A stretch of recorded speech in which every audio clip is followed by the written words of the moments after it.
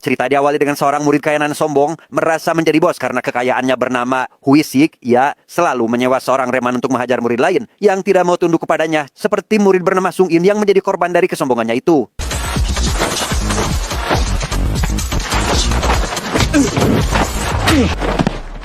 Dan kisah akan berfokus pada seorang murid pengecut bernama Hyun Tae. Setelah diketahui jika dirinya adalah rekan Sung In, dia menjadi bulan-bulanan si Huisik dan anak buahnya menjadi samsak tinju meski dia tidak melakukan kesalahan apapun kepadanya.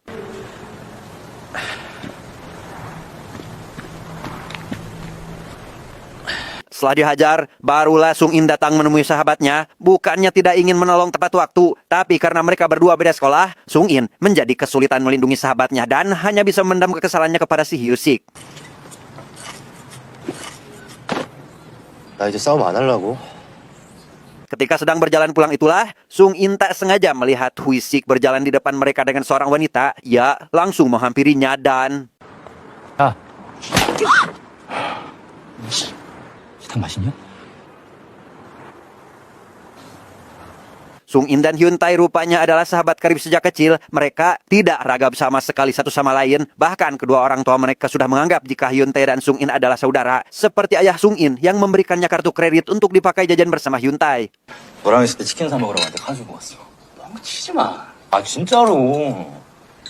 Meskipun memiliki wajah tampan, Sung In tidak memiliki teman selain Hyun Tae, sehingga dia akan merasa cemburu jika sahabatnya itu berjalan dengan orang lain, seperti waktu itu ketika Hyun Tae akan pergi dengan pacarnya, yang membuat Sung In merasa kesal dan meminta agar dia tidak berjalan dengan pacarnya lagi. 알았어, 내가 전화할게. 끊어. 뭐 은진이야? 씨발 꺼져 그냥 뭐라. Tanpa memperdulikan sahabatnya, Hyun Tae memilih untuk tetap mojok dengan kekasihnya, meski sadar jika hal itu akan membuat Sung In merasa jengkel. Ia berani mengambil resiko, meski harus bertengkar dengan sahabatnya.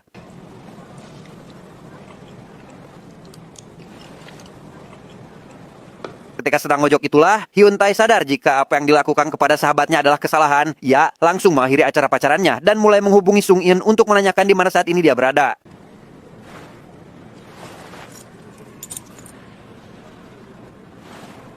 먹었어? Dia bernama Yosep, seorang penagih hutang yang tak segan memukuli pelanggannya yang menunggak terlalu lama. Dengan ditemani saudaranya bernama Hong, mereka menjadi penagih yang tak terkalahkan, ditakuti oleh setiap pelanggan, terutama si Hong yang terlalu brutal ketika ada yang membuatnya jengkel. 오늘 빌렸으면 갚아야죠. Huisik yang tak sengaja melihat kehebatan dua penagih hutang itu, merasakan adanya angin segar untuk balas dendam. Ia meminta mereka untuk membantunya mengalahkan Sung In yang sampai saat ini masih belum terkalahkan. 너무 눈에 띈다. Setelah deal-dealan harga, Hyusik membawa Yosep dan Hong untuk menemui Sung In di taman tempat biasa dia dan temannya bermain, di mana Hyusik langsung mengajaknya berduel di tempat yang sudah dia persiapkan. 내가 너 오늘 못 눕히면 나가 뒤진다. Tanpa banyak bercocot-cocot lagi, Hyusik langsung berlagak sombong dengan menyerang Sung In terlebih dahulu, tetapi...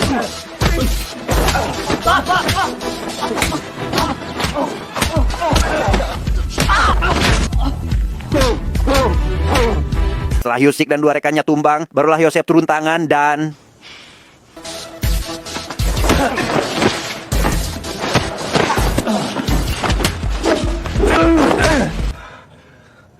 Marah dengan kekalahan Yosep, Hong langsung menyergap Sung In dengan sangat cepat. Ia menghajar Sung In habis-habisan tanpa memperdulikan jika lawannya itu sudah tidak bisa bergerak lagi.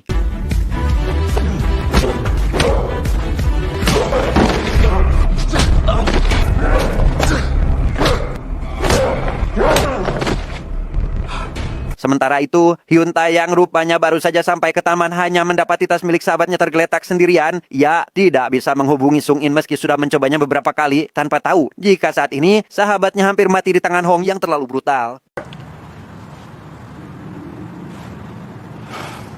담배 피러 갔나? Merasa ada yang aneh, Hyun Tae mencoba untuk mencari di mana sahabatnya itu berada. Yang tak lama, sampailah dia di tempat di mana Sung In saat ini sedang dipukuli, di mana Hyun Tae hanya bisa menangis di pojokan ketika melihat sahabatnya dipukuli habis-habisan tanpa bisa membantunya.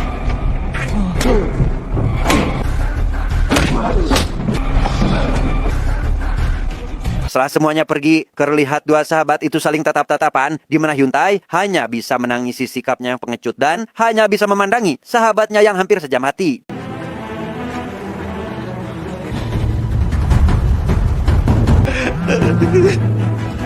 Sejak hari itu semua menjadi terasa asing, Hyun Tae memilih untuk tidak berbicara terlebih dahulu dengan Sung In, bahkan ketika mereka berpapasan sekalipun, di mana Hyun terus mengatakan satu kalimat berulang kali, yaitu ia akan membuktikannya kepada Sung, yang entah apa maksud dari perkataannya itu, namun yang pasti hanya itulah kata yang terakhir Sung In dengar sebelum Hyun Tae menghilang dari kehidupannya.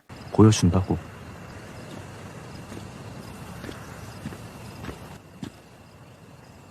Mereka yang sudah tidak bersama lagi pun membuat orang tua masing-masing bertanya tentang hubungan pertemanan mereka, apakah sedang bertengkar atau tidak, di mana Hyun Tae maupun Sung In tidak bisa menjelaskan tentang situasinya saat ini. 싸웠어.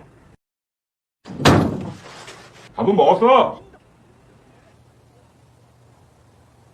Dia bernama Bapak Samsul, seorang penyelenggara tarung bebas yang menyebarkan acaranya lewat sebuah pamflet, di mana Hyun Tae yang mengetahui hal itu langsung mencobanya. Ia ingin agar dirinya tidak menjadi beban lagi untuk Sung In dan berharap bisa membantunya di pertarungan selanjutnya. 자, 이 승수가 올라갈수록 수수료가 떨어지니까 너무 아깝다고 생각하지 마시고. 오케이. 자, 이제 한번 모여볼게요. 거기 담배 끄시고. 자, 오늘도 Sesampainya di lokasi pertarungan, Hyun Tae yang usianya paling muda awalnya diremehkan oleh Samsul, apalagi ketika melihat skillnya biasa saja, sehingga Pak Samsul pun sudah tidak memiliki harapan lagi jika Hyun Tae akan selamat dalam pertarungannya.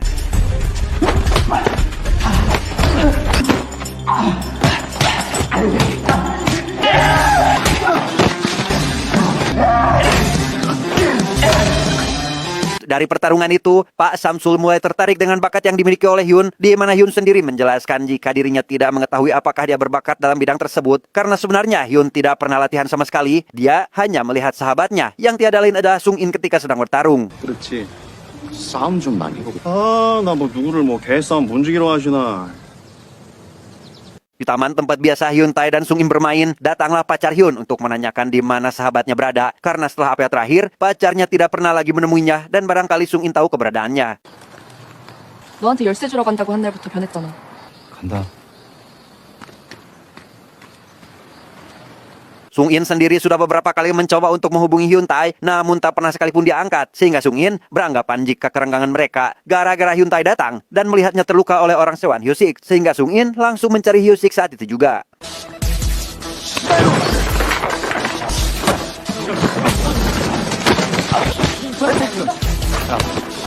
싫었냐?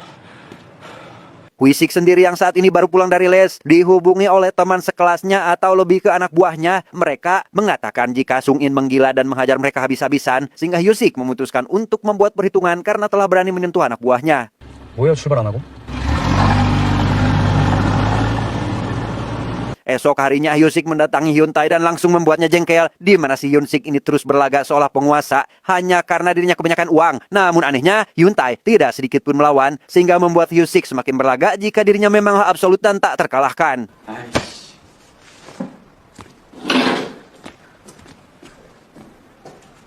Tanpa mengetahui apa yang dialami sahabatnya, Sung In yang sejatinya tidak memiliki teman selain Hyun pun tiba-tiba saja ditaksir oleh ketua kelasnya sendiri, di mana pengalaman baru itu ia terima sebaik mungkin karena memang saat ini dia sudah tidak memiliki siapa-siapa lagi.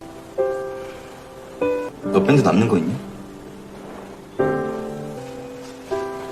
Malam harinya Sung In memutuskan untuk bertemu lagi dengan si ketua kelas. Mereka saling bercerita hilir mudi kesana kemari, di mana si ketua sangat senang karena bisa berduaan dengan orang yang dicintainya. Apalagi setelah mengetahui jika Sung In tidak seperti yang dirumorkan orang lain. Ia dikenal jahat, kejam, tidak berperi kemanusiaan, yang sebenarnya begitu baik, lembut, perhatian, terutama tidak memanfaatkan kesempatan meski saat ini mereka sedang berduaan. 그럼 학교에서 이렇게 예쁘고 잘난 체를 유지하는 게 쉬운 줄 아니? 맨정신으로? 씨발 라면 먹을 거야. Hyun Tae sendiri masih bersama Pak Samsul untuk pergi ke pertarungan selanjutnya. Pak Samsul menjelaskan jika pertarungan kali ini tidaklah mudah karena orang yang akan dia lawan adalah orang yang tak terkalahkan. Sehingga Pak Samsul meminta Hyun agar tetap berhati-hati dan langsung menyerah jika dia sudah tidak sanggup untuk melanjutkan pertarungannya.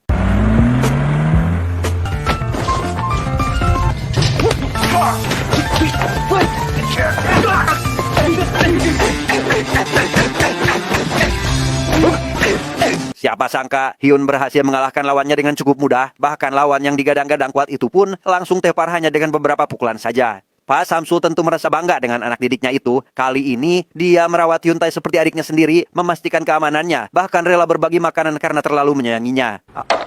야, 이것도 먹어. 형 안 먹어요? 먹어. Dengan uang hasil dari pertarungannya, Pak Samsul bertanya akan digunakan untuk apa uang itu, di mana Hyun menjelaskan jika uang tersebut akan dia gunakan untuk jalan-jalan bersama sahabatnya, di mana percakapan itu langsung dipotong oleh Hyun karena sejatinya uang bukanlah segalanya, melainkan dia hanya ingin menjadi kuat dan berharap bisa bertarung secara berkelompok. 하는 데가 있긴 한데 뭘 이렇게 못 사서 한다 했냐? 말하자면 길어요. Mendengar hal itu, Pak Samsul menyarankan Hyun untuk melakukan pertarungan di tempat lain, pertarungan yang dilakukan secara berkelompok sesuai dengan keinginannya. 안 해주시겠죠? 이 새끼가 이게 아주 사람 골수까지 빼먹으려 그러네? Sementara itu, Yosef dan saudaranya menagih hutang seperti biasa, di mana kali ini si Hong atau saudaranya terlalu keras melakukan pekerjaan. Ia memukuli nasabahnya terlalu keras, membuat si nasabah babak belur sehingga dari kejadian yang tidak manusiawi itu, si nasabah memilih untuk mengajukan hal tersebut ke pengadilan dan meminta uang perdamaian dengan jumlah yang sangat besar.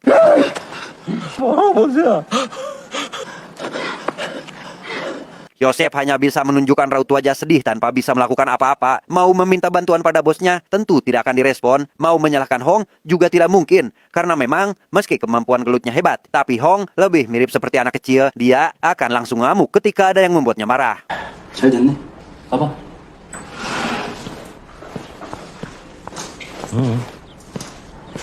Esok harinya Sung In kembali bertemu dengan si ketua kelas yang kali ini mengajaknya untuk pergi ke bioskop, di mana Sung In dengan senang hati menerima tawaran tersebut. Namun ketika hendak naik bus, Sung In tiba-tiba dihubungi oleh Hyun Tae yang saking senangnya, Sung In memutuskan untuk menunda acara dengan si ketua karena menurutnya Hyun Tae lebih penting dari siapapun juga. 이거 타야 되는.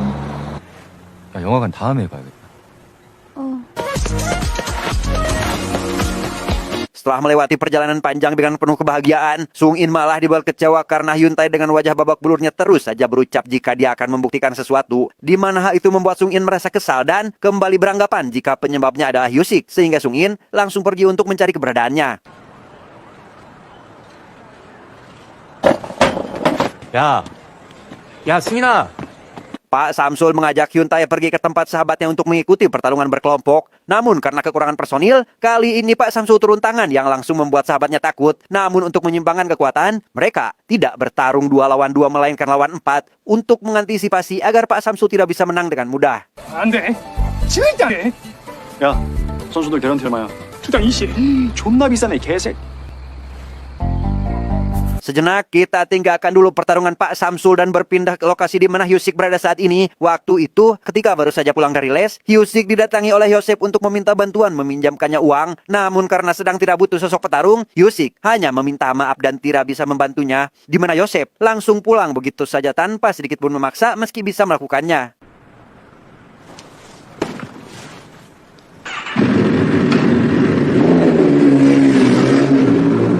Baru saja Yosef pulang, Sung In tiba-tiba saja datang bersama anak buah Hyusik ke tempatnya saat ini, di mana Sung In langsung membrutal dan meminta agar Hyusik tidak mengganggu kehidupannya lagi. 너 죽을 사람 한 번이라도 또 건드릴 땐 죽여버린다. 씹새끼야.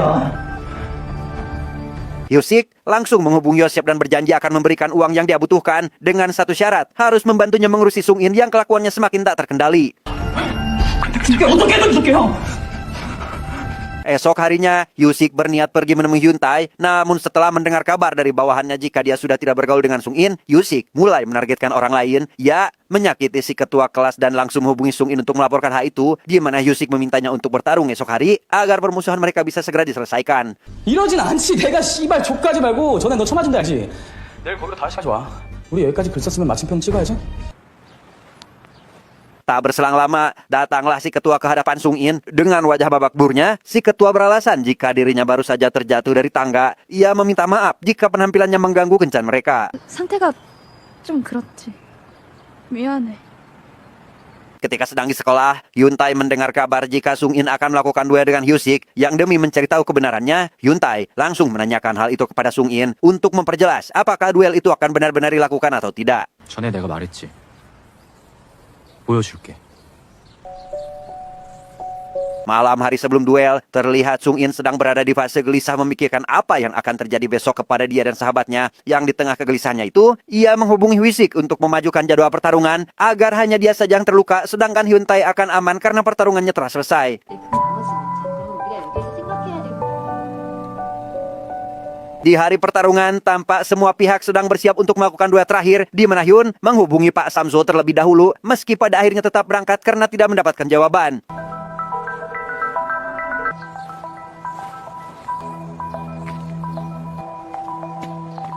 Sesampainya di lokasi pertarungan, Sung In langsung menyerah. Ia meminta agar mereka berhenti mengganggu dia dan sahabatnya.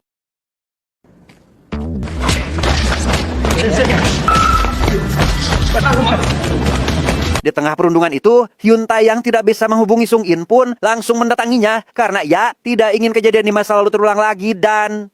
네가 여기 왜 왔냐?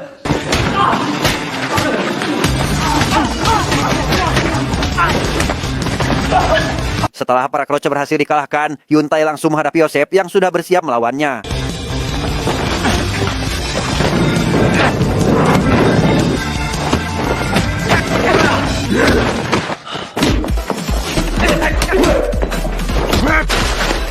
Kewalahan dengan saudara Yosef, tiba-tiba Pak Samsu juga datang ke lokasi tersebut setelah tadi mendapat panggilan yang tak terjawab.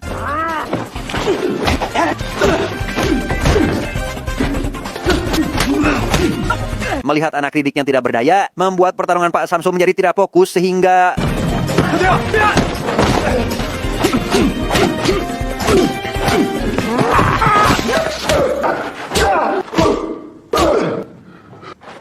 Pada akhirnya, Hong berhasil memenangkan pertarungan besar itu, di mana dengan gagah beraninya, Sung In datang tepat waktu, tepat ketika Hyun Tae akan dihabisi. Meski sebenarnya, Yoseflah sang penyelamat yang akhirnya membawa saudaranya pergi.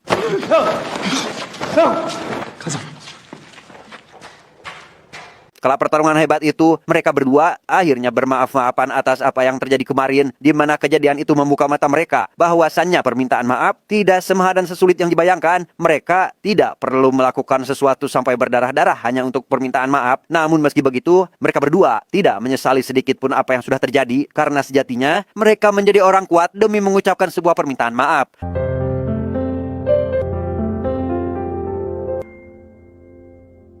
Tamat.